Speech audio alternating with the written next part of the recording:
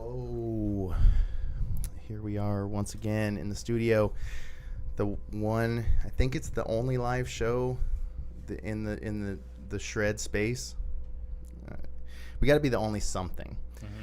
Naturally Gnar, season 5, episode 9, Dirt Therapy in the house. What's up, fellas? Robbie.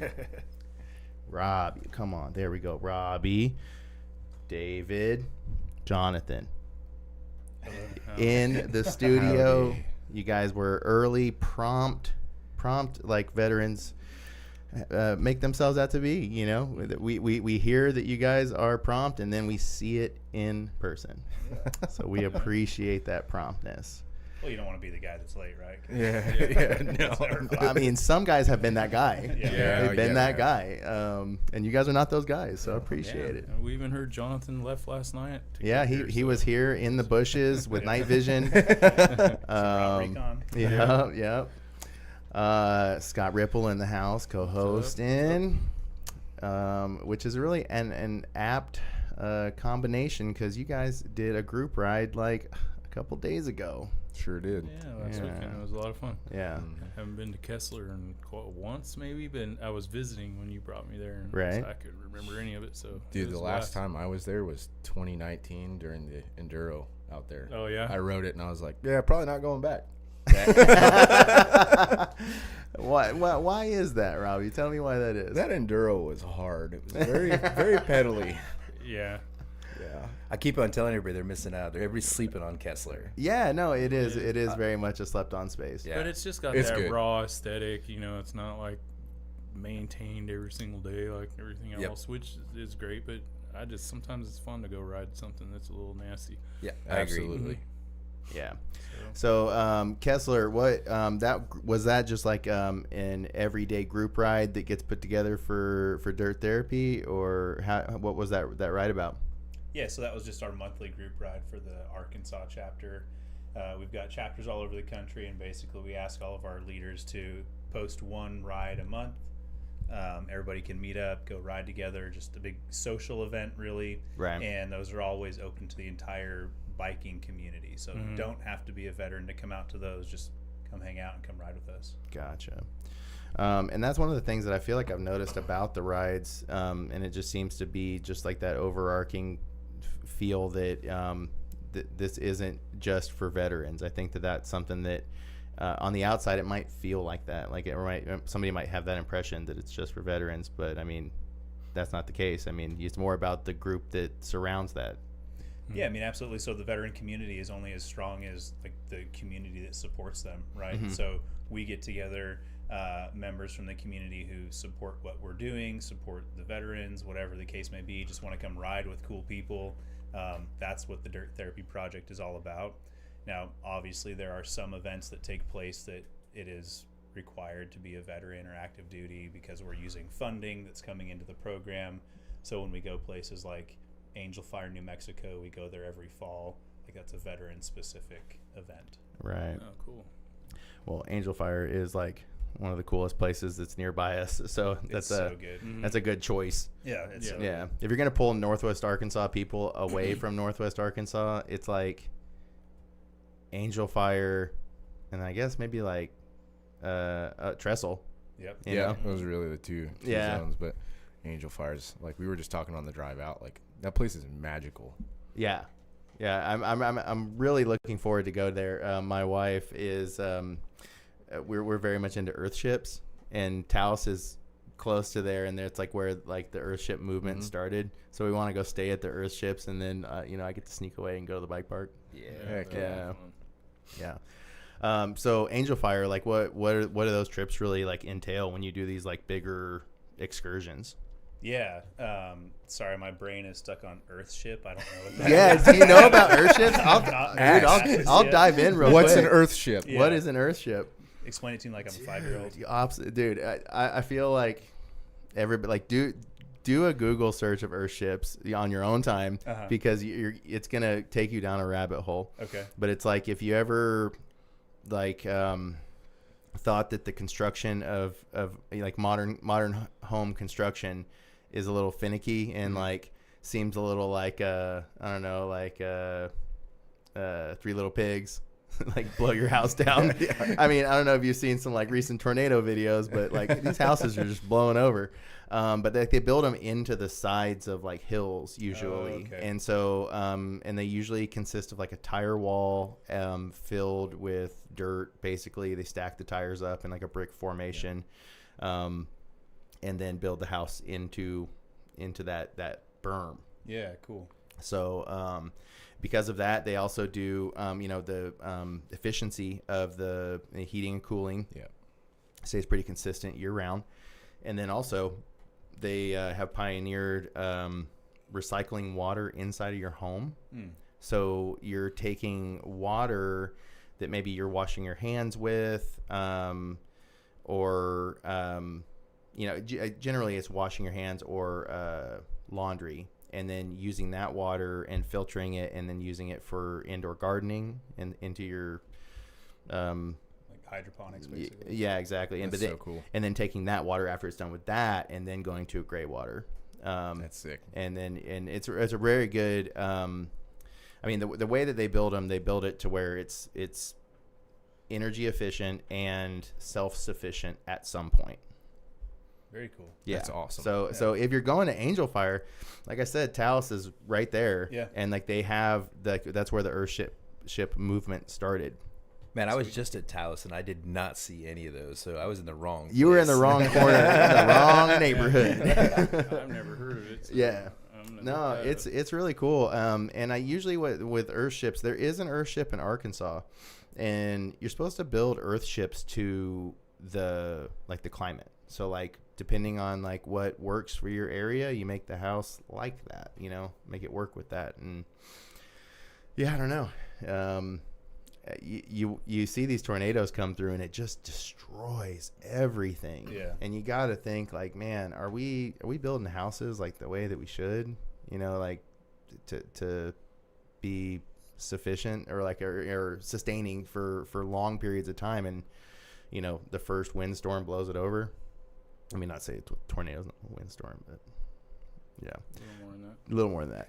Yeah. Joplin was gnarly. I don't know if you guys knew about like the Oh, yeah. Joplin tornado. Like that was destruction, man. My dad lived up there, and I went up the day after to Yeah. like help clean up with like there's this music store where we used to like Mm-hmm. I get all my drum gear from when I was up there, and like Right.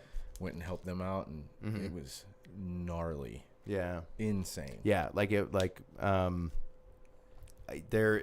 There's a Netflix documentary on it. I Yeah, was that- just gonna that bring new that one that up. came out? I Yeah. just saw it. It was super Yeah, it was cool. good. Yeah. And I mean, I don't because I wasn't there, I don't know, but like it you could like feel like how destructive it was through the stories, I guess, Dude, when we were going through the music store, picking up, what we could salvage, I have a picture somewhere, but there was a crash symbol that was lodged inside of a steel door, like just like hanging out. And I remember seeing that, and I was like, man, imagine if that was your head.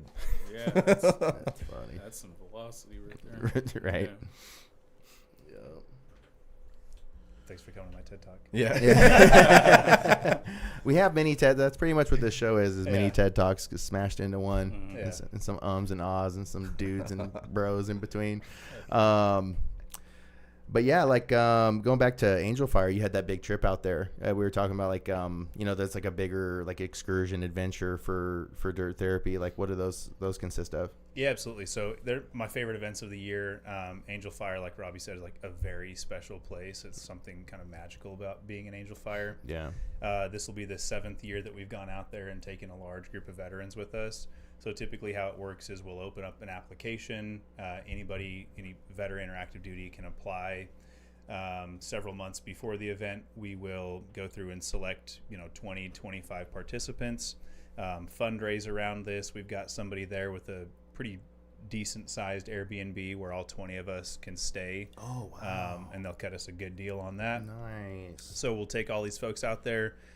Everybody's responsible for their own travel to get to Angel Fire. Once you're there, we'll take care of it, the lodging, the food. We do group meals, hang out, lift tickets if we need shuttle service. Last year we self-shuttled the South Boundary Trail, which worked out awesome. But that's really what it is. Day one is kind of, I don't know if I'd call it acclimating because we go ride the South Boundary Trail, but you know, it's super fun. We'll start at Garcia Park and ride back down into Angel Fire, and then we spend a couple days riding the bike park, and it's phenomenal. And what's really cool about these experiences, these retreats that we have, is obviously we're going somewhere that's like a world-class riding destination. Yeah. And that was kind of the intent, is have this experience that these people wouldn't normally have access to. Yeah. But the coolest thing about them isn't the riding. It's what happens when we go back to the Airbnb. You're hanging out. Everybody's walls are kind of down. You've got a group of 20 people that have similar experiences. Maybe they've got deployments, and you can just, for the first time in a while, have this place where they're comfortable talking, sharing, joking. Right. Like the veteran sense of humor is a little bit inappropriate, and you can't always like unleash on people, but like if you're with your brothers and sisters, it kind of, right.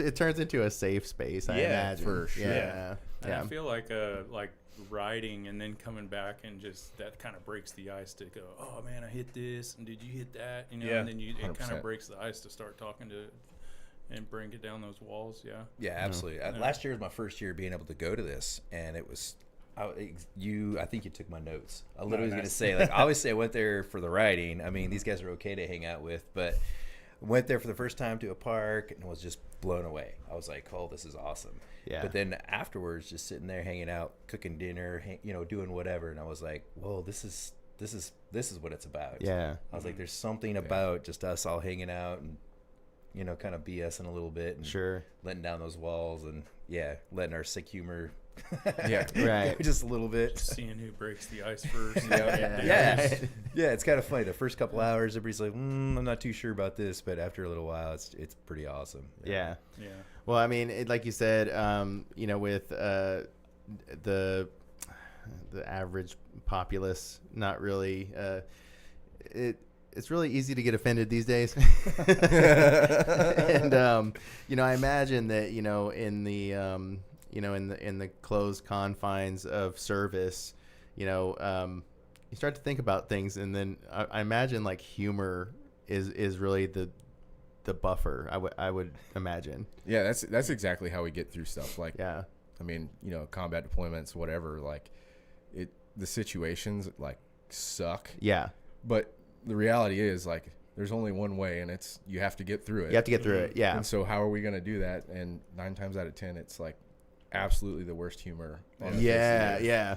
which is great. And you're laughing your ass off. Yeah. Even Yeah. Candace on the chat even said you got to come out of the trauma with some comedy and jokes. Yeah. That's cool. Yeah, I feel like I watched a video of just somebody just getting like, I don't know, they were in like holding some position, and they were receiving some fire, and I don't know what it was, but they could not stop laughing. Like it's like they're about to die, and they just could not stop laughing, and I felt really connected to them at that moment. Just like it like the humanity starts to like connect. I don't know. Yeah. I think that's why these groups are so important. Like, the humor aspect is huge, but like, I mean, even my great friends at the Trailblazers, like there was times where I would unleash a joke, and like they would laugh, but it was just kind of that like, is he okay? Yeah. Like, is he He all right? thinks this is funny. That's funny. Over the years they got used to it, but like having these like the Angel Fire retreats and stuff where you can go ride bikes, but when you come back, like they were saying, the walls come down, and like you can be the truest version of yourself without any worry or like anything. Yeah. And it's very like relieving. Yeah. Because I think around the normal civilian populace, whether we know about it or not, you kind of walk around not on eggshells, but you're very aware that you have to watch what you say and do all these things, which is completely different than what the military is. Sure. So these retreats are extremely special in that sense, because like people come, let their walls down, and it's like the most relieving like sense of peace you can have. So. Yeah. When there's a lot of, we're obviously going to get into this, like the advocacy, the community support that the group gives, but I'm thinking about in that conversation, in these settings where you start to, you're kind of with your brothers, you're back with your brothers. do you find that even just doing menial tasks, you find those comfort zones again? Like, you know, that you're with people that understand you. Mm-hmm. Like, is that something that occurs in group settings like this? Yeah, I mean, you could take our dig days, for example, right? So we, through our partner organization, the University of Health and Performance, we've got access to a 750-acre campus. We hired I want to Robbie. get into that so bad. Absolutely. But part of the way that we're building these trails is we have volunteer dig days, and the community will come out and dig for a few hours. Mm-hmm. And that kind of sucks, right? Like digging kind of sucks, but when you're doing sucks. it, like when you're doing it with other people, then you can just like kind of joke your way through it, or it makes the situation way more bearable for sure. Sure. It very much feels like you're like back in the trenches, like we're literally digging. We're digging. But it's like it's interesting though, because I mean, it's not like you're not digging with a purpose then, but there's like this like new purpose of like what the dig means now. And it's just kind of like this, like the concept of like doing something that sucks for something that's rewarding and cool. Yeah. You know, which is life. Yeah, life, really. Yeah. You got it. Yeah, life's a garden. Dig it. Yeah, Joe Dirt.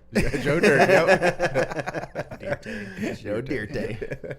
Don't try to church it up. But yeah, like that's one of the things that I just find so cool about digging and like building trails and stuff, because like you're doing something that sucks, but there's so much rewarding that comes after it, and what you're giving to the community, and then like there's the community building around the digging, and then just like the creation of it, the advocacy of it, and it's really cool to see like you having just a group that is focused for, you know, the mental health from the background that you guys come from. So you have this campus. Where's the campus located? Gentry. Yeah. Okay. It's on the Arkansas-Oklahoma line. Okay. Yeah, like I would see the pictures and I would just say that looks nearby, but just a hair off, and I cannot pin it. But Gentry's a cool area. Like that's one of the areas that's kind of a little underdeveloped. Mm-hmm. How did the property come about? Like how did this space even come to be? Yeah, so the founder of UHP, his name's Matt Hesse, and this was kind of his vision of building this place where veterans can come and receive vocational training and upskilling, so as they transition out of the military, they can become like productive members of society. So Matt bought this campus, this property. He started building campus. One of the first things they built it's called the Dome. It's a 20,000 square foot building, and there's every piece of workout equipment you could imagine lives inside this building. Recovery equipment, saunas, cold plunges. And what the campus is used for is veterans will come through and attend CPT, or certified personal training courses, for 19 days. You'll be boots on ground, and then graduate, take your exam, become a certified personal trainer, and then go back into the workforce with your military experience as a veteran, now as a certified personal trainer. And they've expanded past that. So CPT was the first thing. IHC, or their integrative health coaching, is another board certified certificate you can receive. They're launching a culinary program. There'll be an entrepreneurship program. So the campus is like this, I'm not sure haven is the right word, but it's this place where veterans can go, use their GI Bill, and become more like effective and productive members of society. Wow. Because in the coaching aspect, like there's a reason, like I think Matt has honed in on like certified personal trainer and like that whole coaching aspect of it, because in the military, for a lot of us, and I think most military members, like you're trained up to be a coach. So like the people you're around, like you're constantly coaching. Yeah, like you're trained like, to train. Yeah, it doesn't matter, if you're a lower enlisted, senior or whatever, like you're always coaching. So there's like this natural gift, if you will, for people that are in the military to be coaches. So that's where that kind of pulls from. Well, yeah, and then I guess another cool part that I'm uncovering about this is that it's a transition space, because I can only imagine that you know, there's like a gestation period where when you get out, yeah, this is very unfortunate, and I apologize for our viewers, but my only relation to this is jail. And getting out of jail, there's a very much like my family's been mixed up in it. It's a horrible story, but like you know, when you get out, there's this adjustment period where you're like, you've been in this program for a long time, and there's regiment and a lack of exposure for certain things, and then you go back into the world and you're trying to put what you've learned in this space to an effective use. And it's not like when you walk out the door, it's like, okay, you got this paper, you're all set, you know. And I can only imagine that portion of it, you know, is relative to some degree. Yeah, absolutely. I mean, transitioning out of the military, while it's different for everybody, some of the common themes is like you lose your sense of purpose. You know, while you're on active duty, every single day you wake up, you put on your uniform, you know who you're going to work with, you know what your responsibilities are, you know who's to your left and to your right. And then all of a sudden one day, you know, you go over to the admin, they hand you your DD-214. They're like, okay, thanks, see ya. And, you know, that's crazy. And I remember when I was getting out, you know, my wife was there with me, and they handed me my DD-214. It's like, you can now return to your home of record or anywhere of your choosing. And that was the first time in 4 years I was like, I can go anywhere and not have to tell or ask anybody. Put in a request. Yeah. And so there's this immediate sense of like freedom and reveling in this newfound freedom that you have. Sure. And then after a little while, you kind of start to feel a little aimless, right? Like, what's my purpose now? What do I do now? And really, one of the cool things about the Dirt Therapy Project is it's like helped build this tribe. You know, when I started this program, I thought it was just going to be this in San Antonio, a monthly group ride, 3 or 4 people would get together. I never thought it would be what it is today. But it's so cool because that's the feedback, and the impact is like, we're helping our brothers and sisters find where they belong and re-identify that sense of purpose and belonging. Right. So, so started in San Antonio and moved up to Northwest Arkansas. I'm curious how you guys have found yourselves, you know, respectively into the Dirt Therapy Project. I mean, obviously starting with San Antonio, because I do want to hear like that story. Yeah, sure. So high level overview from the beginning. 2018, I guess I'll back up a little further. I grew up in Utah. Had access to mountains, had access to a mountain bike. I absolutely loved riding my bike. I had a paper route, and I paid for my very first, it was a 2004 Kona Stinky. Yes. The bike, yes. Right? That dream, is the bike. Dream bike. Absolutely loved it. You know, long story short, I go a period of 10 years without being on a bike. I have served in the Marine Corps. I've gone on a combat deployment. I'm now in school. Working a super high stress job, 2 little kids at home, grad school in the evenings, and I just always felt like my rev limiter, my stress meter was just pinging off the red line at all times.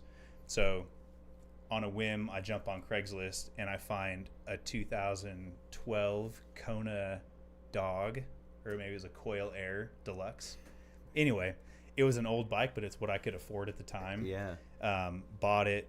And just, I'd go ride after work before my evening classes, and just immediately fell right back in love with the sport, and noticed what a positive impact it was having in the mental space, right? Like, it was a few hours a day where I wasn't stressed. I wasn't having to think about what I was doing.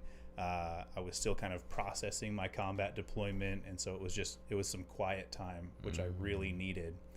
And after a little while, right, like we all know that N+1 is the perfect amount of bikes to own. So bought another one. Much to my wife's appreciation. She was, you know, I thought you had a bike. Yeah, I do, but not the bike. Not that bike. Yeah. Not this bike.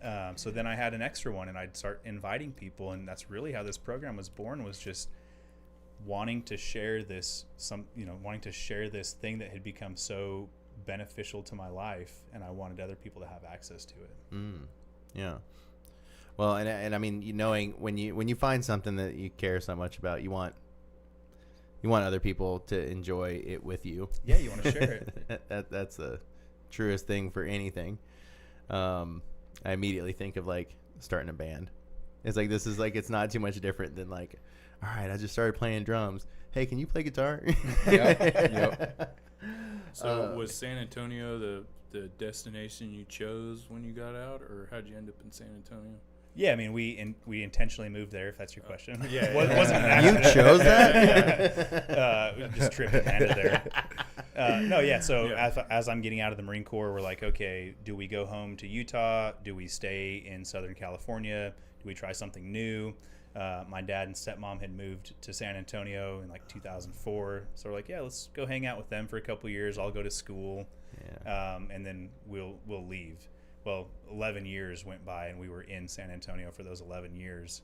And so, yeah, that's when the program started. And after a couple years, just through social media, just through kind of word of mouth, we started to gain some traction. And that's when people like Robbie or David would reach out and be like, hey, I see what you guys are doing. I think it's awesome. I'd like to get involved somehow. Yeah. And that's how our chapters were born, is people like organically reaching out from these states and be like, let me do this where I am. Mm-hmm. So that's how Robbie and I got connected. And, he ran this chapter for a few years. Yeah. And then if we fast forward to how this program got to Northwest Arkansas, so this was always a passion project of mine. Mm-hmm. I wasn't doing this full time. I worked, Fortune 100 supply chain and risk management. Mm-hmm. Had an opportunity through the Veterans Future Foundation. They're like, hey, we love what you're doing with the Dirt Therapy Project. We think this program belongs in Northwest Arkansas, just based on the biking and aspect of it. We want to hire you to come over and run this program full time. So the Veterans Future Foundation essentially acquired the Dirt Therapy Project. We're now a program of the Veterans Future Foundation, and I was brought on to run it, continue expanding it, and just sharing the stoke, Yeah. Yeah, that's cool, man. Yeah. It's like, it's such a it's got to be such an honor to be recognized for something that you created, to be pulled into the folds of something larger.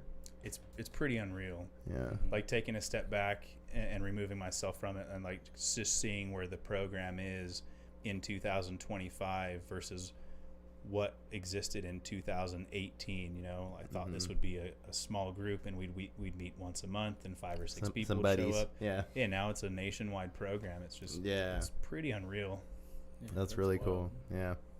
Well, David, man, I'm curious to see how you got into all this, because it's so multifaceted. Please tell them how you met me. Yeah. Well, that's down the road a little bit. Yeah. So actually, it's kind of funny. I started mountain biking during COVID. I was one of those. I did a little bit of mountain biking back in high school. I'm not going to say when, because that was a long time ago. He's old. We don't want to bust ourselves. But yeah, we just kind of ride around, and we got into it. And it was, I was like, this is fun. I like this a lot. But I kept on going on rides, and it was just my wife and her friends. And so I was like the only dude with a bunch of these girls, and I was like, man. And she kept on. She's like, why don't you find a group of guys? Why don't you find a group? And I'm like, yeah. I will. Sure. Like, fast forward, she went to Sedona Fest one year. Oh, okay. Just randomly, her and her friends did a little, trip out there. Well, she happened to run into Jonathan at his tent out there and had this long conversation, even though nobody can remember either side.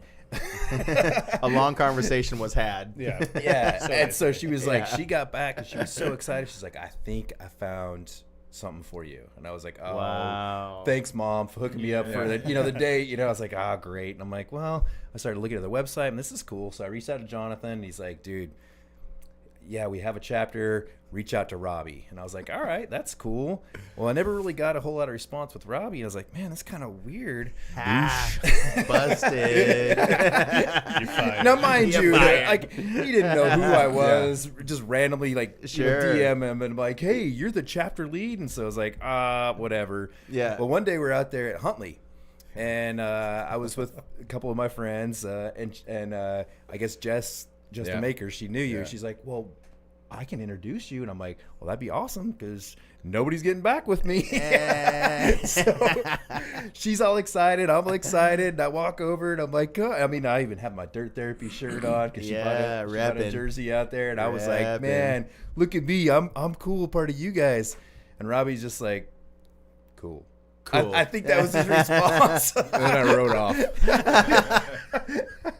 Not really into confrontations that day, huh? I mean, back a little bit. I mean, I was interrupting his ride. He was in the middle with like all his friends, and I just come up and be like, hey, I'm man. some guy. I had just gotten back from my second deployment too, so I was like, I needed my bike. Yeah, right.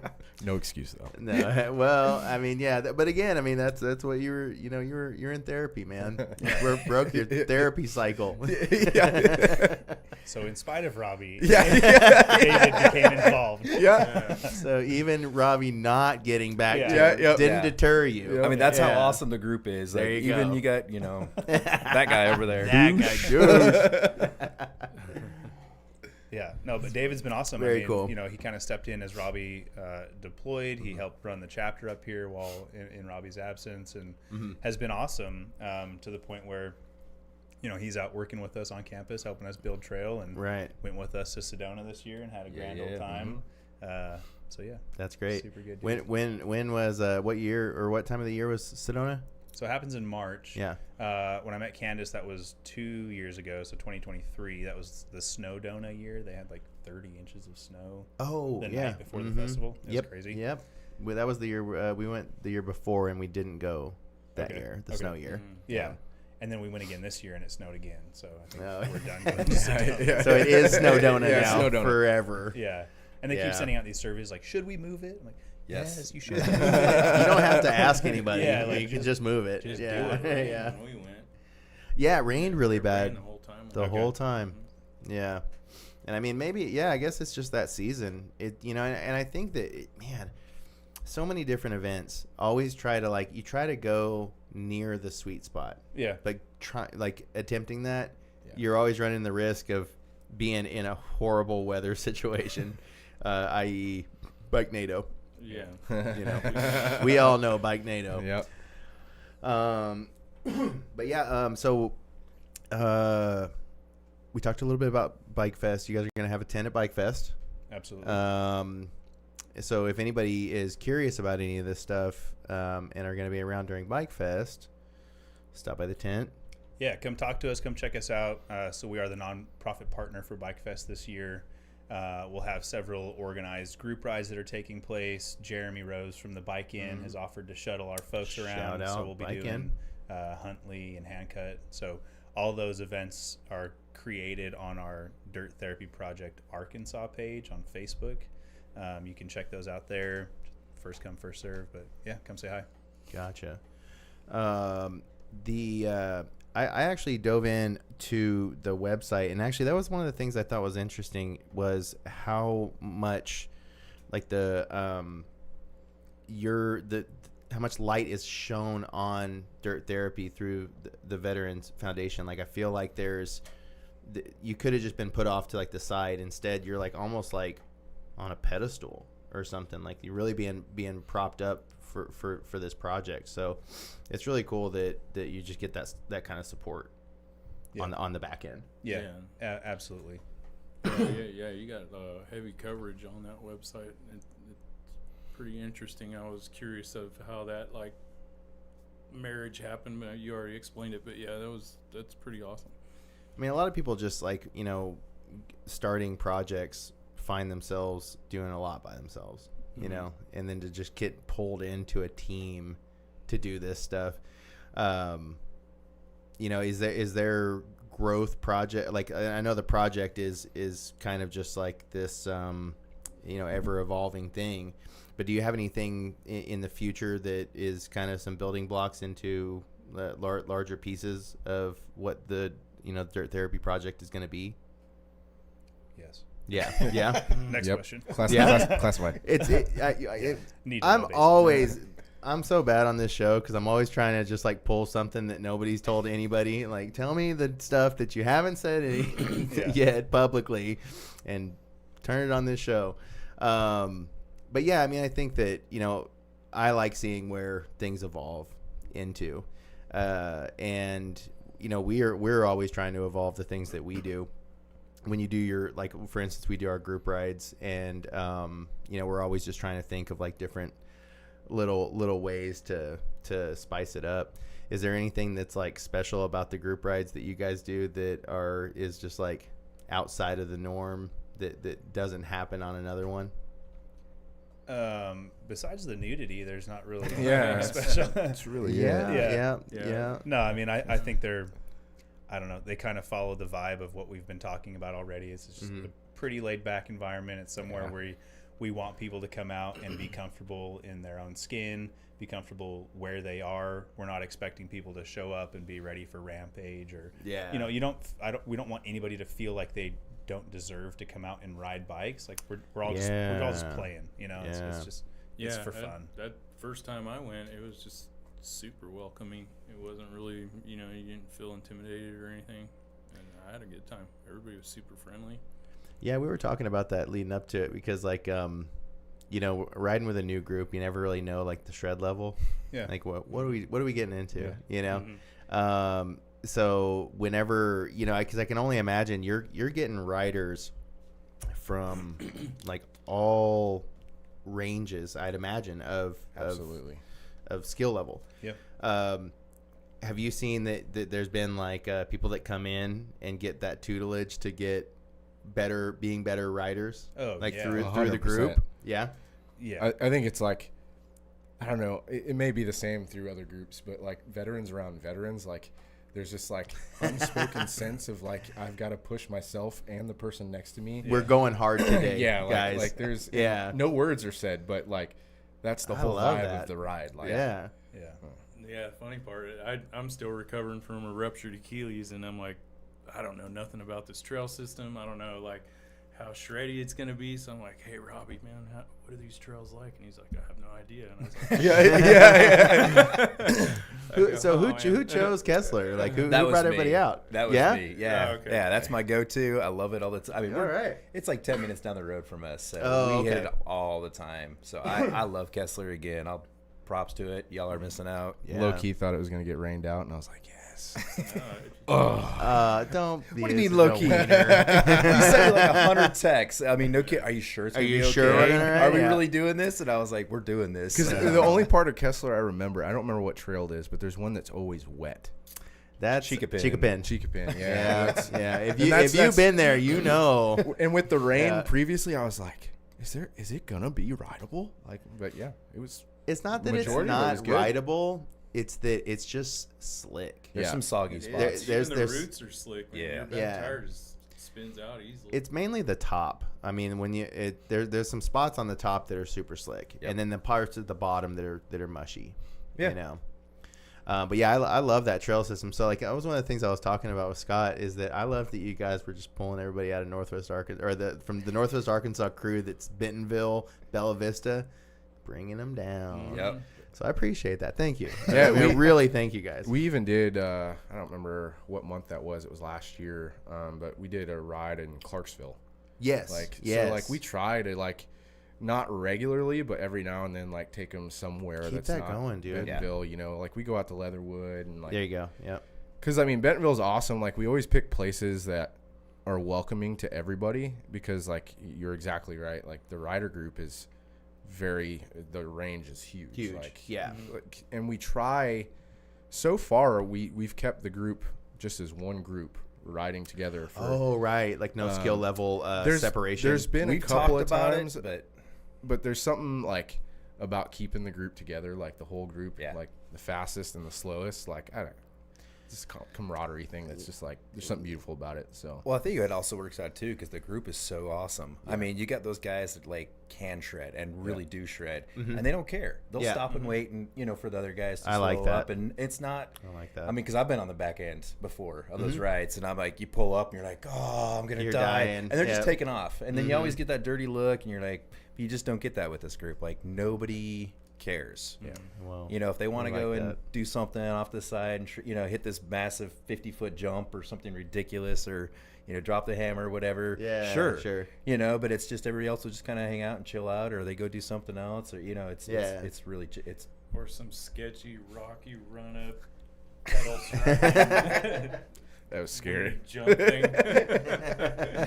yeah. Will you call that a jump? I don't know. I don't know what that was. But it was sketchy. It wasn't big, but just the whole run-in was scary. The run-in was the scariest part. Was this at the Kessler? Yeah. Okay. It was like a little creek gap, gap, It's like whatever. a little creek gap. Oh yeah. And you land on It's some not really a roots and jump. stuff. No. No. Yeah. It's like somebody like just left a rock sitting there. It's like, yeah, you can go over the creek with that. Yeah. No. I feel like that's Kessler. That's Yeah, it is Kessler. Yeah, that's what I was gonna 100%. say. Yeah. Yeah, it's kind of like there's like I like it because like like skateboarder, like it's like street skating almost, because you're just like 100%. there's like a rock here and like, oh, there's a little cut, I think that's a drop, I'm just gonna go for it, Absolutely. and that's one of the things that's cooler about the stuff that's outside of Bentonville, Bella Vista, because Bentonville, Bella Vista is very much racetrack. Stay on the racetrack, stay within the boundaries. This is where you're supposed to ride. Everywhere else is like a mountain, Yeah. And so like I was talking to Scott about this earlier, about how I fell in love with mountain biking in Northwest Arkansas outside of Bentonville. And every time we go to ride, we go to Bentonville. And I'm like, man, there's all this cool stuff that's outside of it. Hobbs, Devil's Den, Fitzgerald. Yeah, I mean, it needs some work, but it always needs some work. Fort Smith has some cool stuff. There's like a place, I think it's called Lee Mountain, Lee Creek, something like that. Something like that, yeah. Something like that. It's a cool system. Ponca. Passion play. I mean, the list goes on, and we show up at Kohler. Yeah. It's hard to get people to get out of their comfort zone, man. We try sometimes. But Yeah.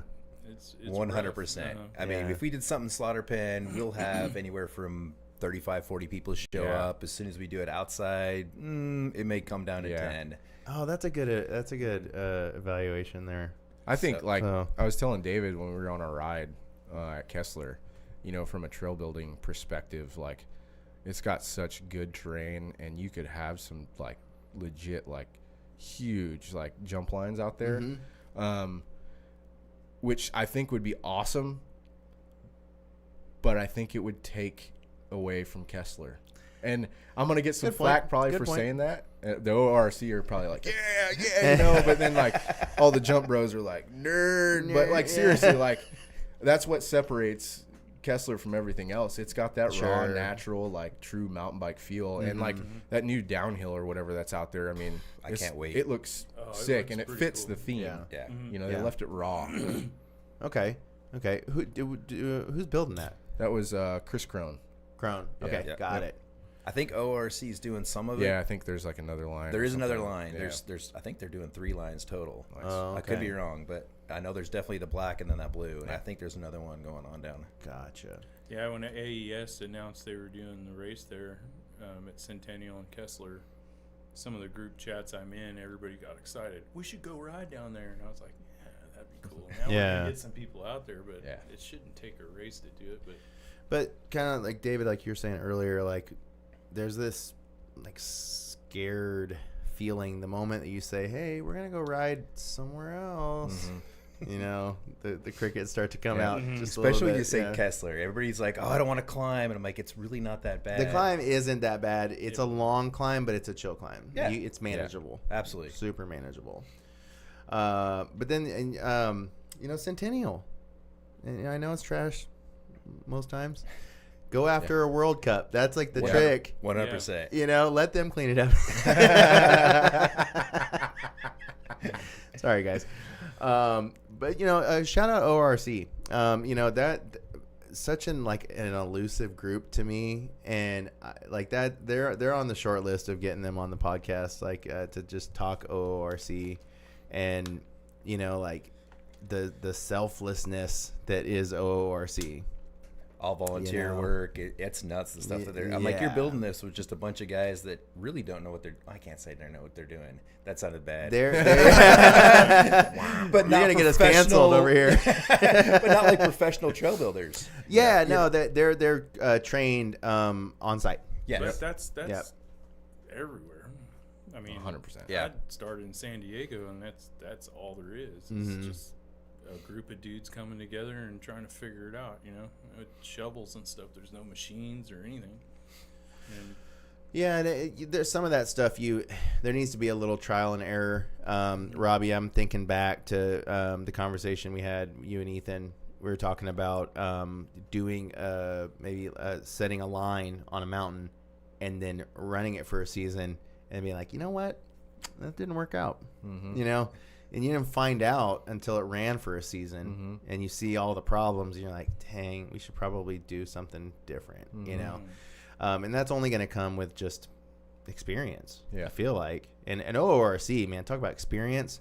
They get the experience. They like you see it. Like they're nobody moves more rocks by hand than OORC, right?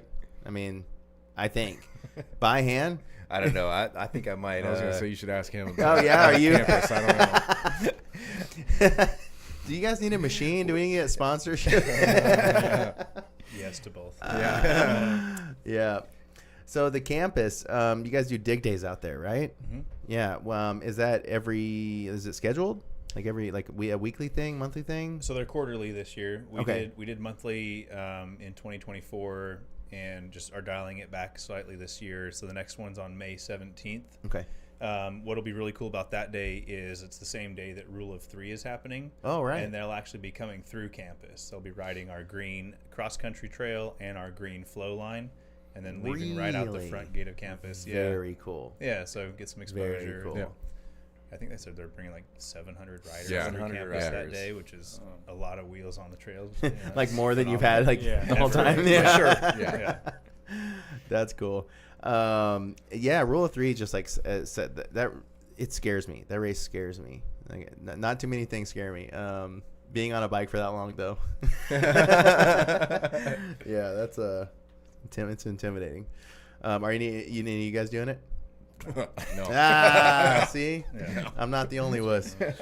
But yeah, like we have a friend, Danny. Shout out Danny Fat Tire. He does the race, and like just finishing it, I feel like is like Yeah. accomplishment. Mm-hmm. You Yeah, know? I would not care where I'm on that list. Yeah. I finished. You finished. Yeah, totally. And also like we were talking about AES earlier. You guys have some involvement with AES this next season. Yeah, Is that right? Yeah, so starting essentially immediately, we're forming a partnership with the Ozark Foundation, and that's going to look like a few different things. So for the upcoming Graveler, that's we do right, have yeah. a sponsored seat for the Graveler. We're looking for somebody in the veteran community who wants to ride that. Awesome. And then they also host the Adventure Racing World Series, and that will be here in Arkansas in September. So they've offered to sponsor 2 teams of 3 individuals from the Dirt Therapy Project. So again, looking for members to participate in that. Very cool. Co-ed teams. And then, coming into the race season with AES, we are going to be partnering with them, premier partner of the Dirt Therapy Project. We're co-branding a design for the jersey this year. And then the really cool thing is we're working with them to reduce the barrier to entry for veterans who want to race. So anybody that comes through the Dirt Therapy Project will hook you up, and it's a 50% discount on registration for all the races. Wow. Yeah, so Awesome. pretty Yeah. significant, right? Like, Yeah. and that does require some back end fundraising because we can't like make them lose money, right? Yeah, so sure, there will be sure. fundraising that happens on the back end to kind Cool. of help with those subsidies. Yeah. But just getting the veteran community to the races, I think, will be phenomenal. Yeah. And racing is pretty natural for our folks. A high competition drive. That's what I was thinking. Yeah. Yeah, it's going to be great. I'm Yeah, excited. I can see the spirit in racing tying so much with just like the heart that comes from people of service, because it takes grit to race, and pushing through. I mean, especially enduro. Like enduro is one of those things where there's a grind that's associated with it. Same with rule of 3 and gravel. You know, like it's all so fitting. I don't, you know, it just makes sense. So I'm really glad that you guys have found that that collaborative tie. Yeah. With Ozark Foundation. Yeah, you know? we're stoked. It's going to be incredible. Yeah. Yeah, we have this weird like draw to like when things suck. We're just like, yeah, let's do that. So the community like has a project. They're like, yeah. man, this is gonna suck. Who should we call? It's like, Yeah. I got it. Yeah. I got somebody. Like the most recent Bella Vista Enduro, like I don't know why my head is this way, but like I saw them post that they were doing a Bella Vista Enduro, and I was like, Right. sick. I'm gonna race it on my hardtail. And like I I'm show gonna up, do the hard thing, and like Dustin Slaughter's like, huh, huh? and just like looks at me, and I'm like, don't worry about it. Yep. Like you're And the it was- only one. It sucked so bad, but it was awesome. No, man, there's something about the grind, man. Yeah. I you know, and honestly, like I appreciate the grind. Like there is something that like, I think that's one of the first things that drew me to mountain bikes was that, you know, I skateboarded for a lot of my life, and there's some hard parts of skateboarding, but you can just like stop at any point. Like you can just, your skateboard and you just stop, just like pop up, and you're like, oh, I'm just not skating anymore. With bikes, like you gotta go. You know, you just stop because you're like I gotta have to keep going to even get back to my car. You know, so like there's been, you know, like I appreciate grind in a lot of things, and the reward that comes after it, and just to, you know, like you guys being associated with that from on a community level is like you're never turning that off. You know, like I mean, I hope you don't ever want to turn it off because you're not, but it's like I said, it seems like people are calling you for the hard stuff. Yeah. I mean, on that note, man, so a couple of years ago, we went to Angel Fire, and instead of South Boundary, we rode a trail called the Lost Lake Trail. Okay. So it's like a 7-mile climb up to this beautiful high alpine lake. We had done it once before. We're expecting just phenomenal weather. The morning of, we get up, we go ride. It's 68 degrees outside, absolutely beautiful. Sun is shining. Start on this, you know, slog up to the top, and get to the top, and this cold front rolls in. It drops to 36 degrees and starts hailing, and everybody was in shorts and a t-shirt. So when you talk about like the grind and being with people who will see it through, that is absolutely what comes to mind. Because I kind of wanted to set up a little yeah, if we had taken little a group visual. a group other than a group of veterans, like, you know, you show up there and it sucks. Yeah. Like, you're freezing. You can't close your fingers because they're numb, and you've got a descent all the way back down to the bottom. Yeah, so Lost Lake is absolutely beautiful. Just imagine that covered in snow and freezing cold. There's some dirty right there. Yep.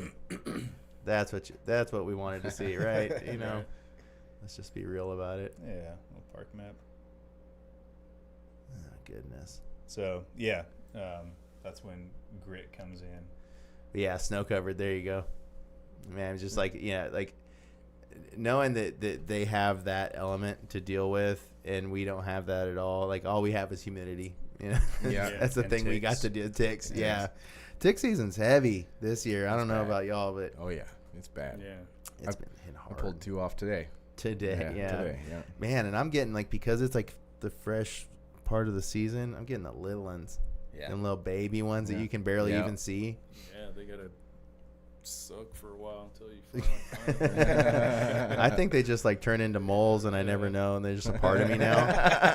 I have this like super fear that like having long hair, I don't know, I do something like ride my bike, and then I get like a few ticks off me, and I'm like, then there's a million in my hair, and they're getting into my brain, and it's now a parasite. Now it's a part of me.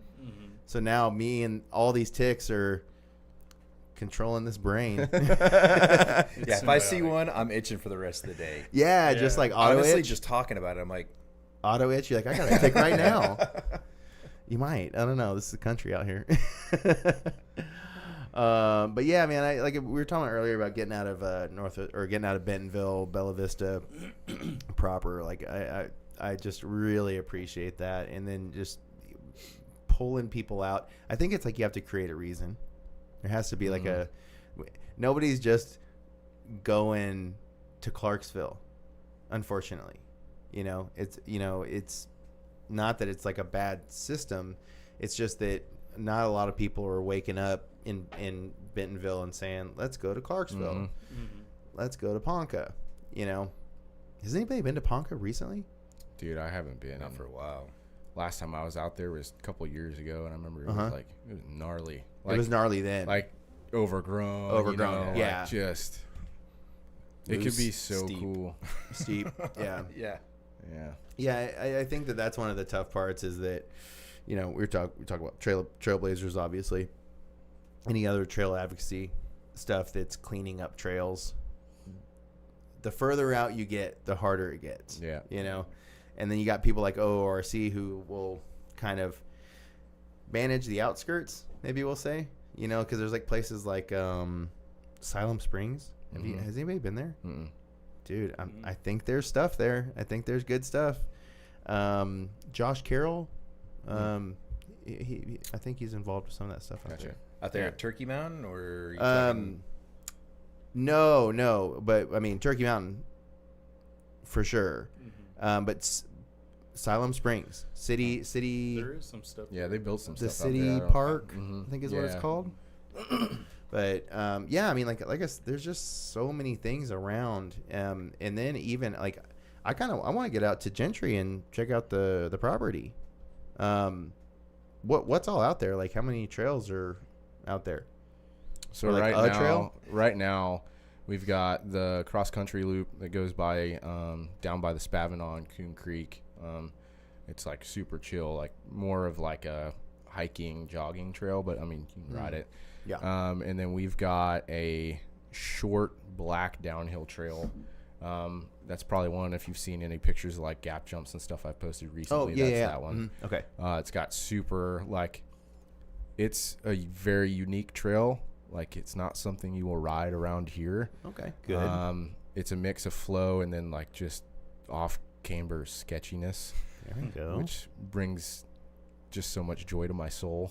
Nice. And then we've got a green downhill trail, which is another different thing than you'll find in Bentonville. Because green downhill. Yeah. And it's like, I guarantee you, no pedals to the bottom. And it's over half a mile. Okay. So it's lengthy. Yeah. Very flowy.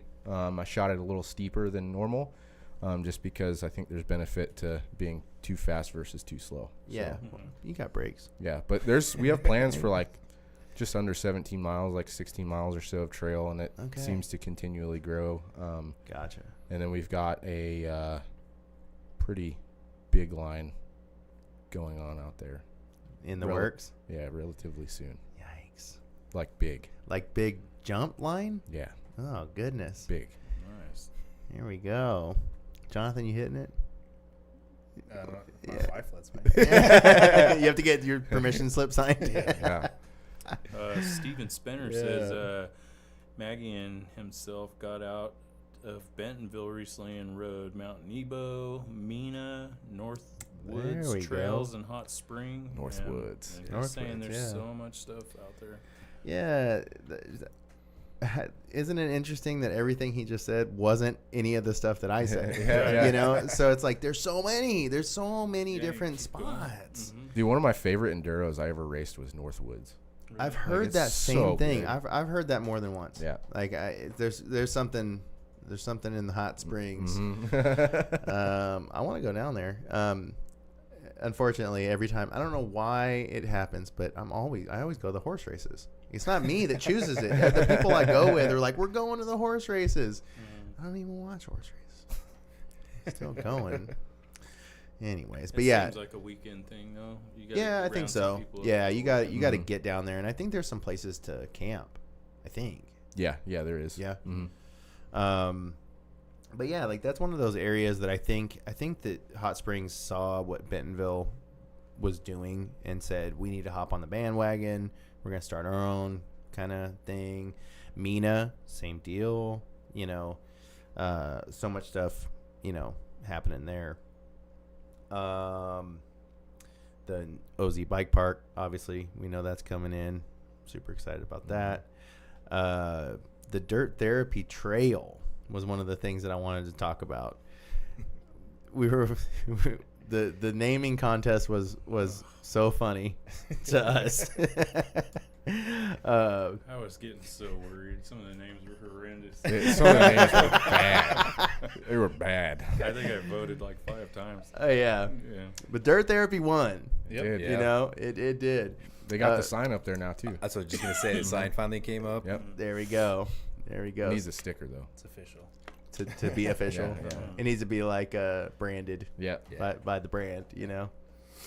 But yeah, what a honor to like have a trail Yeah, absolutely. named Dirt Therapy. Yeah, that was incredible, and the timing couldn't have been better. It was kind of right as this big move was happening, kind of right as I was relocating my family up here. Then there's this trail that we won this naming competition. So You were just like fortuitous, you were getting all of these signs. It was like they're rolling out the red carpet. Jonathan, Welcome to Bentonville. Jonathan, you have to move here. Yeah. We're so happy you're here. Yeah. Here's a trail. Yeah. All it took was Robbie to say, vote Dirt Therapy. Yeah, that's right. Everybody's going to do it, Robbie. Yeah. Is that true, David? Yeah, 100%. Yeah. Robbie said Dirt Therapy. Robbie that's what you said gotta so. do. It actually was kind of right after you were like, listen, guys, we're not naming it anything other than Dirt Therapy, right? Yeah. Right. And then everybody was like, yeah. okay. I guess he said so. Yeah. Yeah, what you didn't see was me walking into Kohler and threatening everybody. Whatever it takes. Looks like we got a new name. Dirt Therapy, guys. Oh, You need so help, blink good. twice, right? Yeah. So good. But yeah, no, so you got a Bike Fest coming up. Are you guys doing anything special for Bike Fest time? Like other than just being at Bike Fest? Well, we've got those group rides, like I said, the shuttle rides that are set up.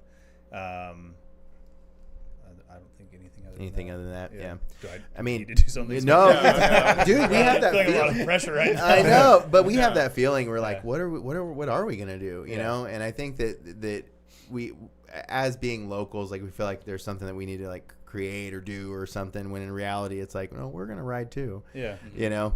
So I mean, like having a group ride is super important. I threw out this idea to Jonathan earlier, but what about like a shovel slapping contest?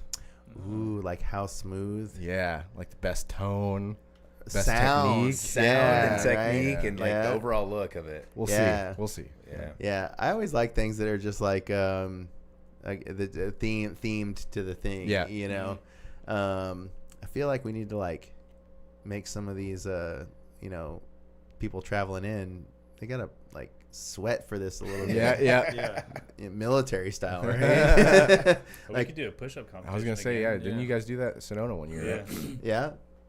That'd be fun. Yeah, that would be fun. So that's Be what I'm easy to do. saying. Yeah. Like something that like it really makes you remember Dirt Therapy. Yeah. Yeah, we'll have our branding station set up. There we go. Yeah. branding. There we go. Yeah. No, that happens, man. When you we got a couple of Gnarkansas tattoos out there. Heck yeah. Yeah. That's cool. It's cool to see that the I see the logo all the time. The stickers have made it out there. Yeah. I mean that's something that you see that helmet everywhere.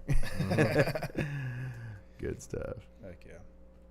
Yep. So yeah, trails in Bentonville. Where do people find you guys when on an average Bentonville day? I mean, when we're not working or like Yeah. I mean, Yeah. Rando rides. Where are you riding at? yeah, one of those lazy places you mentioned earlier. Yeah. Kohler, Slaughter Pen. Yeah. So Easy access. Yeah. I mean, I'll be down in Kessler 99% of the Yeah. time. Yeah. So. Yeah, because you're in Fayetteville, right? Yeah. Yeah. I'm a big fan of Slaughter Pen. I'm a big fan of Kohler. We live in Bella Vista, so Okay. I'm right by Huntley. I can ride my bike to Huntley from my Oh, house. right on. Which Yeah. is great, and the convenience aspect is what I love so much. So in San Antonio, I was accustomed to driving 45 to 90 minutes to ride somewhere. Right. So coming here and having access to a trail like that is it's unreal, and I get to ride more than I thought I would. Right. We've got 4 little kids at home, so my free time is not my own, right? So Yeah. when I can sneak So in if that you got ride, an hour and a half, you're like, I can Yeah, I'll go- drop in now. Yeah, Yeah. exactly. Like a solid hour. In, Exactly. Yeah, I'm like, I don't know. It depends on the day, but like Huntley, Everywhere. Yeah, Huntley quite a bit, Kohler, and then like recently, so like where I live at the very top of Oz Bike Park. Oh, okay. Literally, Yep. right across the road. Yeah. With a little sugar that I call it the Dairy Queen downhill. It goes behind my house, and then it dumps out kind of where the Casey's and Dairy Queen is. Like, oh, okay. Yeah, but yeah. like recently, like my route has been like going down that, going over towards Blowing Springs, like Mad Hatter, do that whole loop, and then back to the house. Yeah, That's good. Yeah. Miles and jumps all in the same ride. It's good. There we Yeah, go. that's perfect. There we go. I'm in Rogers, so it takes me maybe 20 minutes. I can be on the trail in 20 minutes.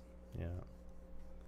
Yeah, it's nice having that. I think that's one of the things is the quick access. That's what keeps people in Bentonville, keeps people riding Bentonville, is that it's just so quick of access, like to get onto any of these trails. So I get it, but I just want people to step out of their comfort zone just a little bit, you know? Yeah. I don't know about you guys, but like I'll get in these phases with, and it's nothing against Bentonville or like the trails here, but like I'll be like, okay, I'm gonna go ride this morning. And then I'll sit there and I'll be like, where am I going to go ride? And I can't decide because nothing is like scratching that itch. Yeah. You know what I mean? Like, I'm just like, You envision, I picture it sometimes. I'm like Kohler, and I'm like, okay, I'm going down. I don't really. yeah, wanna do that. exactly. Yeah. Yeah. And then I get to the end of this conversation with myself and I'm like, am I riding my bike today? Or Yeah. I feel like it's like choice paralysis. Yeah. You know? Like there's so many options that you're just like, what do I do? Yeah. Yeah. Yeah, it's know? like going to grab a 6-pack of beer. You're just like, forget it, man. There's just There's too many options. Yeah. I'm just not going to drink. Yeah. Which probably good. It's probably good. IBC for the win. Yeah. No, man. I'm a cream soda dog for life, man. Get me going. I really could. I could just drink cream soda. If like there was an option, I'm pretty sure if there was beer and cream soda in front of me as a choice, it's cream soda. Like, Interesting. yeah. 10 out of 10 times. Yeah, I'm telling you, I'm in good company. Jonathan, what's I'm in the good company right bike now? park snack you made at Angel Fire? You mean the peanut butter and jelly sandwiches? Well, no. Peanut butter.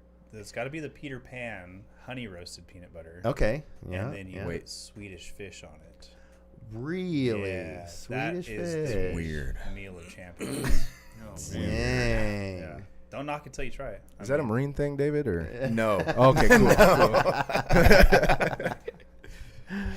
That's I've hit my head, too many times. Yeah. Yeah, David just eats crayons. That's He's like, no, I swore we ate this every day. My wife would probably love that. She likes those candies that not very many people good eat. stuff. Yeah, very good. Yeah. Definitely recommend Yeah. it. 10 out of 10. nerd clusters. Yeah. I figured that needed to be in the world. So Yeah. I would try it. People need to know this. Yeah. Yeah. Trademark. Right? Don't be taking my ideas. Yeah. All right, well, we're gonna take a quick break to hear from our sponsors. Hey everybody, it's Scott Ripple, Gnarkansas. Let me ask you something. How many times has your gear straight up bailed on you mid-ride? Rips, weird fits, the works.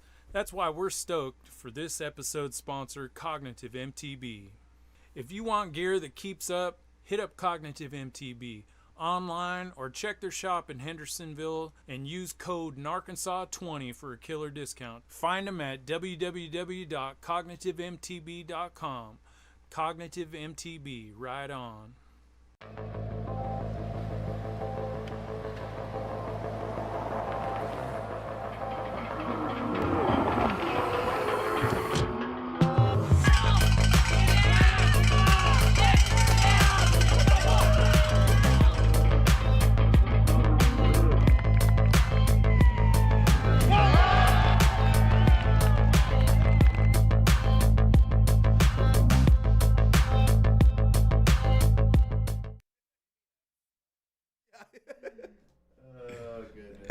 And we're back.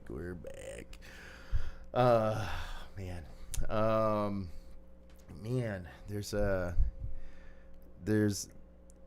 I feel like we covered a good, healthy amount, but I want to get more about like maybe about how we feel about new riders getting in to the space and what we can do to like help them. Like how can we encourage more people to get into the riding space? I mean, peer pressure always. Yeah. Name calling is pretty powerful. I think, like, realistically for me, and I'm sure these guys have their own opinions too, like, when I think about the veteran space in specific, I think being completely transparent and open. And when I say that, like, you know, there's a thing in the military where, like, they're trying to make it better, but it still sucks. But, like, mental health is, like, you just don't talk about it. Because if you talk about it, you're going to get flagged. You're going to get kicked out of the military. You know, that's kind of like what they say. You're going to get kicked out. So there's this, like, stigma with, like, mental health in the military, and it follows people when they get out is, like, you know, I can't talk about this stuff. I've just got to keep putting one foot in front of the other, which is true. But I think for me, when I was, like, a little more vulnerable with people that were interested in dirt therapy and, like, what it has done for me personally, that's where those connections were made, and, like, they wanted to be a part of that just for that alone, you know, because that's a big part of this community is, like, making sure that none of the veterans feel alone, because it's easy to feel that way. So the community side. Yeah, I mean, I guess I would take that question a couple ways. So, first and foremost, for those who want to get into mountain biking, you're new to it, I think you've got to accept, like, being comfortable in your own skin. And being comfortable knowing that you'll suck for a little while. Like, that's just part of it. And I'm that's glad okay. you touched on that. And that's okay. Like, you're not going to and I'm, like, dealing with this as my kids right now. Like, you're not going to show up and be doing backflips or clearing gaps or hitting drops. Like, and you will crash a lot. And that's also okay. And I think another thing that's important to remember, especially here in Bentonville, like, there's a lot of money and equipment running around on the trails out here. People have nice stuff, and that's great. It's not required, right? Like, you can pick up a bike on Craigslist, you can pick up a bike on Marketplace, you can go out and ride it, and as you progress, as your skills get better, as you have the availability and the finances, cool, upgrade. But you don't have to start with a $5,000 or $10,000 bike. It's unnecessary. I think that I'm glad you touched on that, because there's this when from friends that I know that want to get into riding, the first thing they always say is, like, oh man, I can't do that. You guys shred way too hard. And I'm like, we're not even really shredding. Like, we're just riding. I mean, like, you might see some clips or something that look shreddy, but, like, I think that there's, like, this perception that mountain biking is, like, only the dangerous stuff. And, like, I kind of liked hearing what you said about the green downhill. Like, there's a green, you can go fast downhill as a green trail. So, like, you know, don't need an expensive bike, don't need to be super skilled to just be able to go out there and hit some of these trails. Money's also a big barrier for people, I feel like, because bikes on paper, when you search, like, again, you were talking about money floating around, when you go and, like, search online, if somebody wants, you know, wanting to get into this and maybe ride with you guys, I guarantee that's the first thing everybody's doing is they're searching, all right, well, how much does it cost to get into this? Right. You know? Is there anything that exists out there for I know I always see stuff for kids getting bikes. Is there anything for, like, adults getting bikes, like the underprivileged people getting bikes? Pedal it forward. Pedal it forward. They do a pretty good job. Well, I was also going to plug in a little bit too. If there is somebody out there that does want to ride but doesn't have a bike, every one of our chapters actually have one. We have a loaner bike. Have loaner bikes, helmets, all that kind of stuff. So if there's somebody out there that's, you know, interested and kind of thinking about it, I mean, feel free to reach out to any of us, and we can get you that's been up. a huge thing. Like, when I met Jonathan and started the chapter, you know, we got that loaner bike, and it's not like a clapped out, like, it. I it's mean, a good bike. It's a nice bike. Specialized, and, like, mulleted, like, it's a good bike. Oh, nice. And we were able to, like, let certain veterans take that bike, ride it, And that was like, because some of them were on the edge of like, you know, do I even want to get into mountain biking? Is this something? Yes. So that's been a huge tool to like convince people, if you will, like, you know, that this is a good thing to do. So, yeah.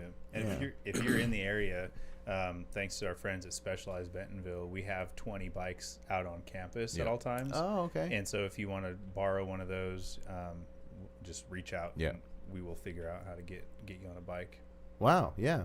That's exactly what I was talking about. Yeah, You can't have it. You can't you can't have borrow it. But but at the Yeah. same time, like there's the if you it's such a mountain biking is such an expensive activity Yeah. that if you don't know if you like it, getting into it that has having like a capable enough bike. I think that was the thing that I made the mistake once of like trying to get somebody on a bike, but then like putting them on like a 2005 like I think it was like a Hard Rock or something, you know, like not capable, not modern, you know, doesn't feel like the machines that we ride today.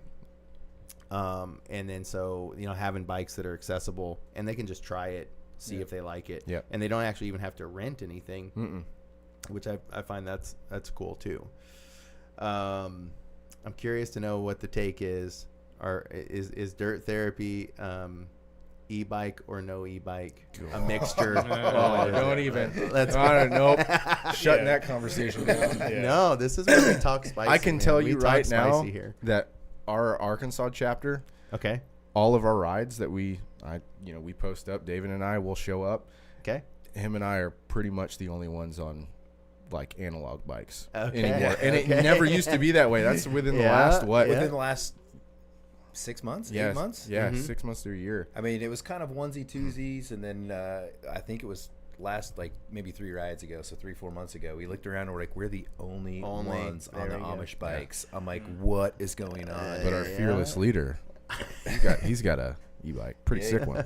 Like he should. Yeah, absolutely. I mean, you know, that I understand the question where it's coming from, but also if Sure. you think about the community and what you're talking to, we have a lot of people who are dealing with service-related Yep. injuries, and so having an e-bike gives them access to something they couldn't otherwise participate in. Sure. So yeah, we're very pro e-bike. We're very pro like We're like get outside. Yeah, anything to get people outside, because like this sounds cliche, but it's not.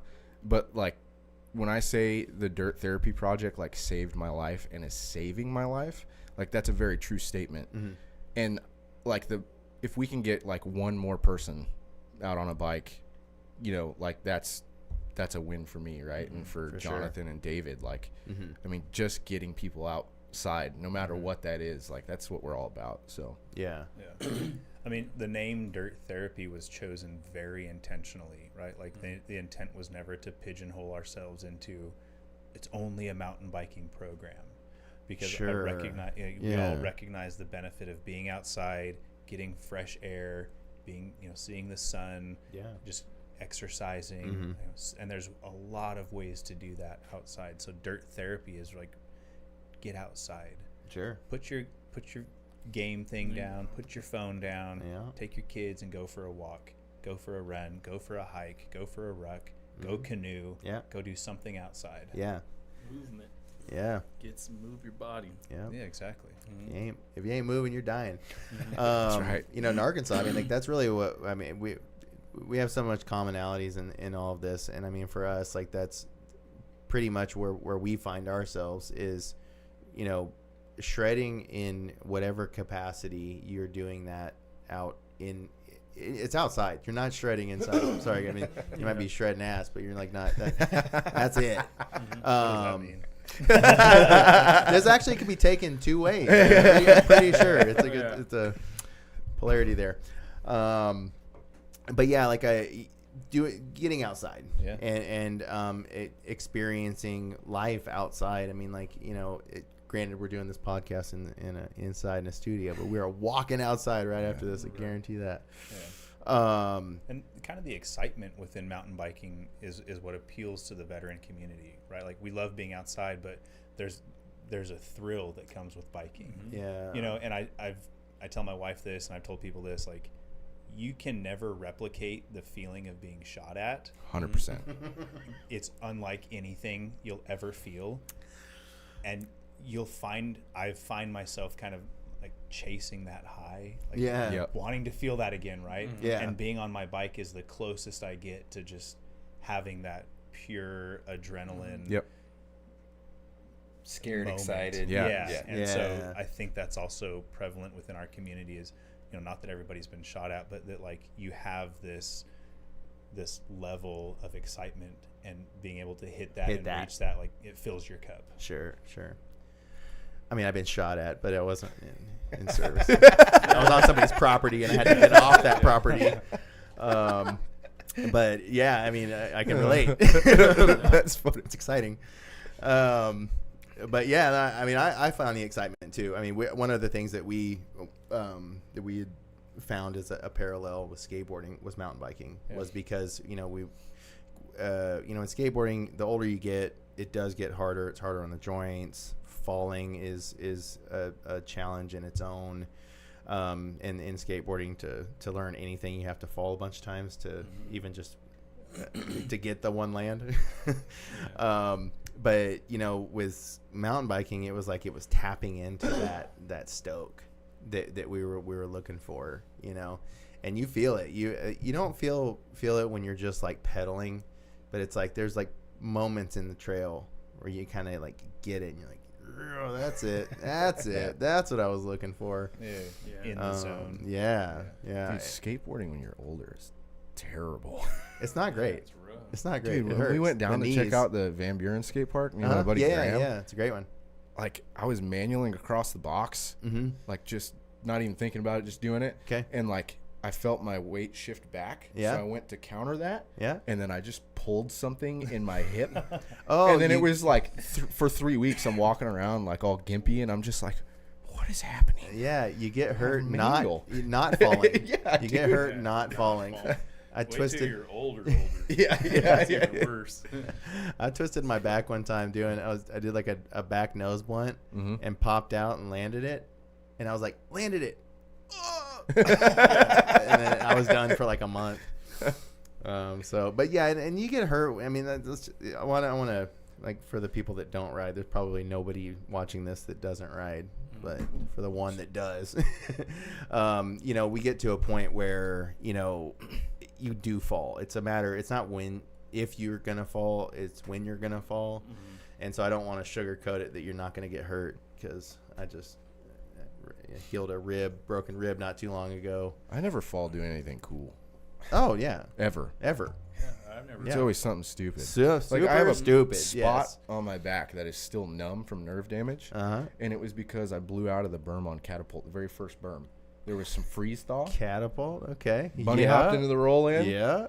Was going in the berm, and I was like, a little bit of freeze thaw. I'm gonna go a little bit higher. Yeah. And I'm going around the corner, and then next thing I knew, I was like into that big oak tree. The or tree. whatever. Yeah. Yeah. And I was Yeah. just like, oh, yeah, that was cool. Yeah. I ate it on Medieval. Medieval burn. Yeah, Medieval berm. The very first one. Third. It says The berm. first big round one. You're coming Yeah, it's berm, jump, Yeah. berm, Yep. berm. Yep. Yeah. that Yes, in that one. Gotcha. I was just hanging out. I was in the clouds. one. Just cruising. Then I was in the dust cloud. Dude, we were out there building Furnos, and I think it was before we did the revive of Medieval, because that first corner at the roll-in used to be a little bit smaller. And we had this dude come around the corner and was like, "Hey, I need somebody to call 911, whatever." And we were like, "Okay, like what's going on?" Like, call 911. We walk over, and he like is walking towards that berm, and I don't see anybody. I'm like, oh, that's weird. We walk over to the berm. I look down, and his wife is like laying there, and she had a dislocated knee. I don't know if you guys have seen that before. That was one of the gnarliest injuries I've ever seen, and she was like, chill. She was sitting there, all good, but then the adrenaline started to wear off, and it got screamy, and I was like, okay, I'm gonna go back to the dirt. Like,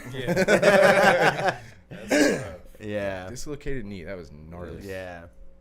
I mean, I'm one of those people that when something breaks, I very much my panic goes into, I need this to be back the way I saw it last. So like if I break my arm and it's like a different direction, I'm just like, okay, just gonna just set that back real quick, and it looks straight. It's in super pain, but it's straight again. If you're gonna do it, you got to do it right away while the adrenaline's at a high level. That's true. That's true. So like I had this thought one time that going on a dirt therapy ride must be like one of the safest things, because you're around so many people that are like skilled. You know? Yeah, I mean, in different things. We do have a medic that usually rides with us. Yeah. You've got people that have done like personal security, medical, medically qualified people. Yeah. Jack of all trades. Yeah, it's the best group. Like, they will literally stitch you up on the trail. Yeah, that's what I was thinking. Maybe packing on the trail, just for safety. I don't know. Who knows? I don't know. I don't know. Yes. Hey, this is Arkansas. I think we're okay with it. If we get lost, we're gonna survive. That's what I'm saying. Yeah, like there's a bit of safety in being with these dudes. You know what I mean? We got all the skill sets covered. Yeah. But yeah, it's really cool, man. Like, kind of like finding. I found it unlikely, or when I first saw Dirt Therapy Project, I was like, oh, this is like a men's group. Mm-hmm. I just thought like men's group. Yeah. But then the more that I dove into it, I was like, this is way more than just some dudes meeting up, you know? And I mean, again, we unpacked a lot of that in this episode, but I mean, again, that was my first impression, but it was my naive, viewpoint on just like the groups out there. And I really hope that this episode kind of like help show people like what dirt therapy is about. Yeah, I mean, I think it's also important to call attention to, it's not just dudes who come out and ride. Yeah. We've got a lot of female riders that come out. We've got female chapter leads all across the country. When we host our retreats, we make sure that a percentage of that population are female riders, because it's not just dudes hanging out. The military is kind of disproportionately men. Sure. Right. And so sometimes our sisters go like unserved, I guess. Yeah.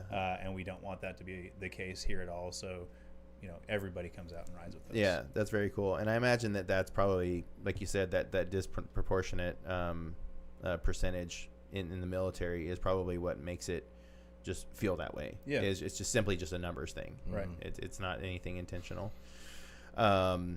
But so do you have? Is there female service members that are part of the Arkansas chapter? Yeah. Very cool. Yeah, it's cool to see, and honestly, even in Northwest Arkansas is so supportive. Like the women's groups are so huge. Yeah. They actually, I feel like they outnumber the men. I don't know. They're better at planning, I'm pretty sure. We just like put a date on a calendar, like we'll be there. We're probably gonna be grilling,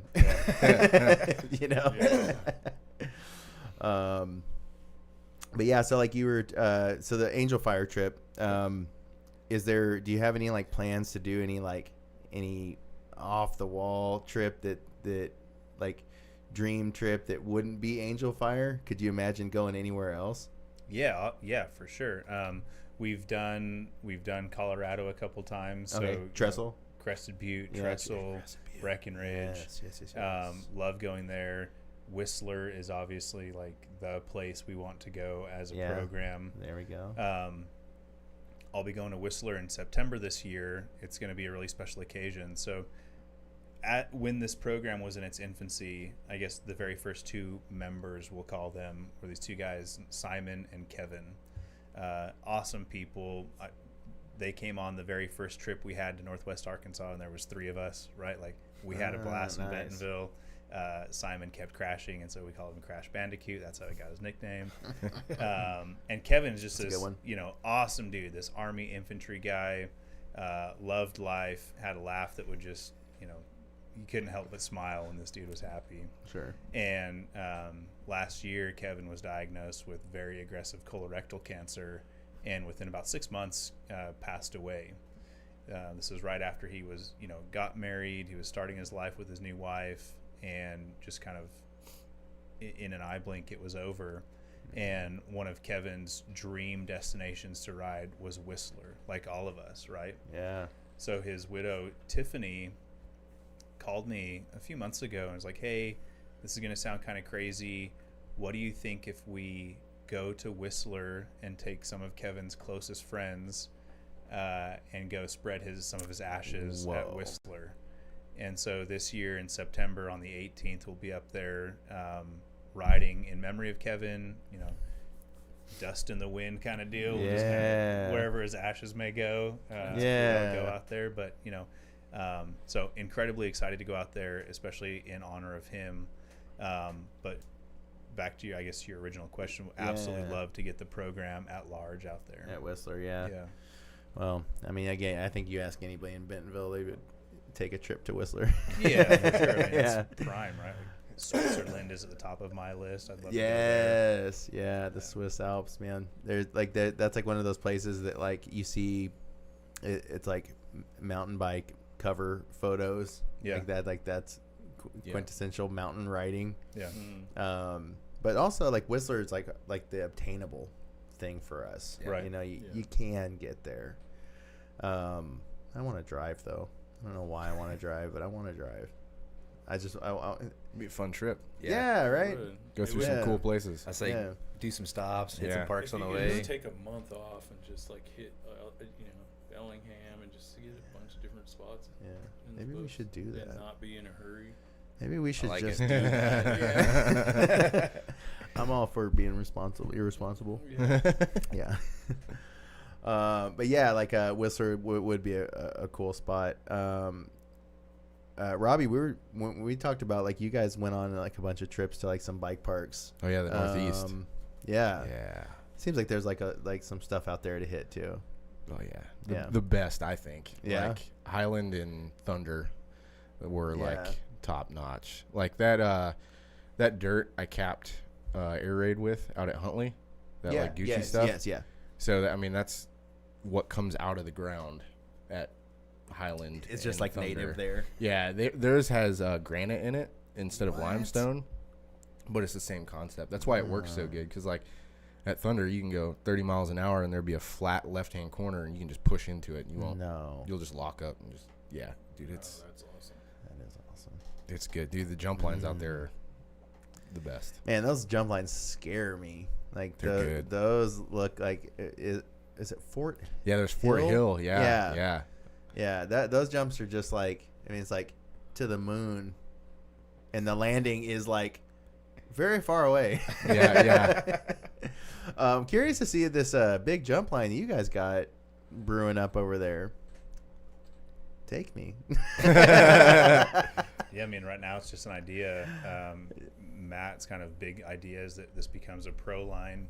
Oh, okay. And maybe it's Veterans Day this year or Veterans Day next year, but there's some sort of big jump jam. Oh, cool. He's talking about offering like $100,000 prize to this first place finisher. Wow. So it's gonna be pretty rowdy when it happens. Well, dang. We'll see when it comes to fruition. Timing is everything. But I mean, it's gonna be great. Yeah, that'll just be fun just to go. 100%. Yeah, like you don't even have to like. You can just be a spectator on that one. For sure. Watch all those kids get gnar. Yep. Robbie just bought a downhill bike, so I'm trying to get him to Deer Valley this summer. Speaking of bike parks, Deer Valley. What's that one? Park City. Yeah. Oh, Park City. Yes. It is so good. Really? Yeah. Okay. Yeah. Man. So end of We July. need to just open invite to anybody listening. Yeah. We just need to just. Can we get that 100,000 to supplement all of us for a trip? It could be a good use of it. I mean, I'll promote a lot. I mean, I can make some flyers, dude. I can make some flyers.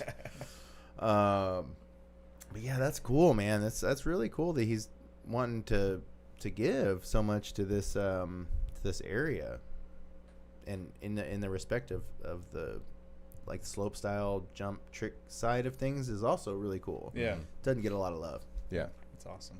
I mean, I guess I say a lot of love for development. Maybe we get jumps. Yep. We all know we get jumps. Yeah. But it's the bigger stuff that's harder to make, harder to maintain, and harder to advocate for. Mm-hmm. It's hard to justify something that 1% Yeah. of the Yeah. riding population can hit. You know? Mm-hmm. Yep. Yeah, I mean, even the new line at Kohler. Mm-hmm. I mean, it's not even it's a big line. Yeah. But it's really not big in like the scope of like Fort Hill. Yeah, sure. You know, Yeah. smaller than that. But They did a great job though with that trail, like Nate and that whole crew, like yeah. with what they had to work with. Like it was all kind of based off of Ethan, Uriah, and I flagged a line out there, and then they did all the creation of it, and like Nice. I mean, dude, for the area, I mean that's huge. That's good. Yeah. For the one of the things that I had said about it is that like the last jump, it is big, but it does still fall on the achievable side. I watched somebody hit it that I really didn't think had any shouldn't have been on that trail. And he made it. And I was like, yo, safe. And that's what you need. Sure. When you Exactly. need public access means a lot because, you're kind of saying, hey, go for it. Yeah. But go for it at what extent? Like, I mean, if there's a vert jump, like a vert lip, like your average person No. Yeah, and I mean, can't hit that. one of the things that y'all may take for granted here in Bentonville is when we would bring people here from Like San Antonio? Yeah. and ride for 3 days. That's like 6 or 9 months worth of progression that happens in 3 days Dude. because of what's here and what's Yeah. accessible and how professionally everything's built. Like it inspires a lot of confidence. Oh, yeah. Right. And so Absolutely. I don't want that to be lost on anybody that this is incredible. And to be here. that Training grounds. that Yeah. step up at Kohler, I'm not gonna get too. It's straight up and down. I'm not gonna get too in the weeds. There was a lot of shit talk about that step up and stuff, but Sure. like what people don't understand is like all the stuff that has to be approved and talked about and dealt with on the back end Yeah. to make sure in a public space Mhm. you can have a safe, jump. Like Huge jump. yeah, dude. A like safe it's / huge jump. Yeah. it's not just like black and white. Like there's a lot Mhm. to it, and that's like all the trails around here. Like Yeah. there's a reason certain things aren't as steep as other things, and Yeah. like And it's all free to ride. free, That's which is incredible. free 99. Yeah. There's the cool factor to that. But there's also the safety factor to Yep. it. I mean, I know we talked about it a long time ago. One of our, I think it was maybe season 2 or season 3, we had Grant and Colton on. Yeah. And we were talking, and it was the NWA Downhill Revolution. Revolution, yeah. Yeah. Grant's And- a good dude. So we were talking Yeah. about like the grade. Grade Yeah. was like the overarching conversation, and that there seems to be like a grade cap that falls upon public trails. But really, when you're talking about public access, I mean, there has to be some sort of like, all right, we're stopping here, and whether that be grade going down or like steepness of jump. Mhm. I mean, there are vertical jumps that really good riders can hit, but like if somebody's like traveling to Northwest Arkansas, like I don't want them hitting a vertical yeah, jump. yeah. They're going to the hospital. Yeah. Right. So public access. Yeah. I mean, I think that's a big thing, and I really hope to see, as the Northwest Arkansas grows, I really hope to see more private.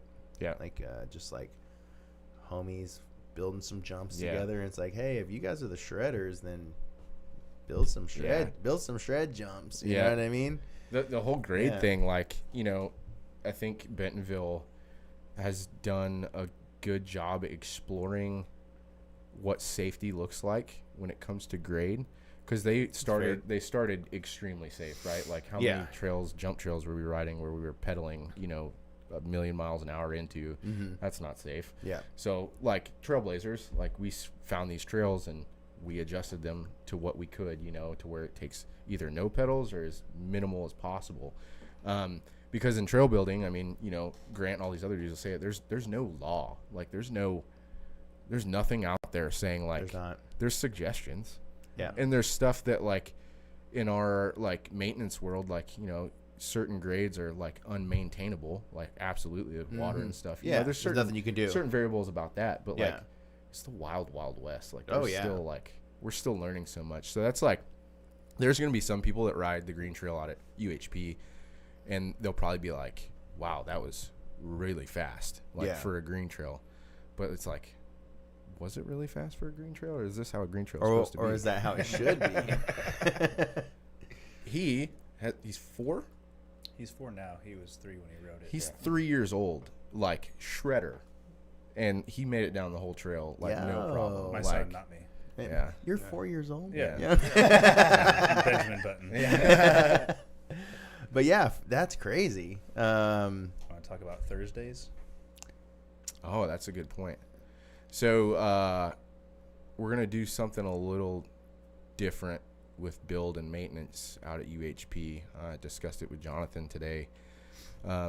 David actually came up with the idea, and we kind of went off each other to find the best solution. I think Thursdays, we're going to advertise it to the Dirt Therapy Project Arkansas group, but, you know, we're open for whoever wants to come out. But, like, that's going to be our maintenance day. And when I say maintenance, like, David's going to be, like, picking a trail in, like, say the black trail like we did today. Like, they're going to go down it, rake it, do all this stuff.